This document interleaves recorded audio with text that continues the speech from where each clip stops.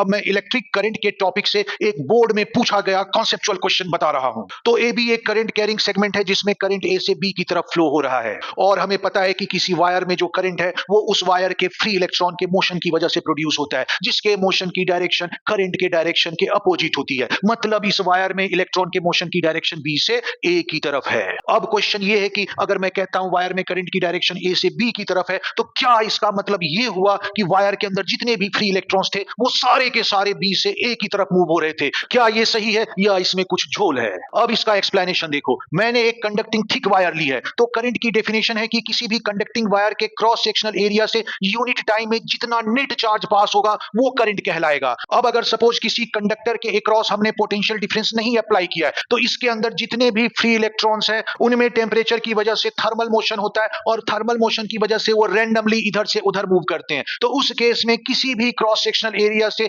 एक डायरेक्शन में जितने इलेक्ट्रॉन जाएंगे उसके अपोजिट डायरेक्शन में भी उतने ही इलेक्ट्रॉन जा रहे होंगे, क्योंकि मोशन रैंडम है। तो जैसे मैंने यहां दिखाया, थर्मल मोशन की वजह से सपोज 3 इलेक्ट्रॉन इधर गए हैं, तो उसी समय ऑन एन एवरेज 3 इलेक्ट्रॉन इस डायरेक्शन में भी जाएंगे। तो जो net flow of electron through the cross sectional area है वो 0 होगा। तो इसलिए इस केस में करंट नहीं है।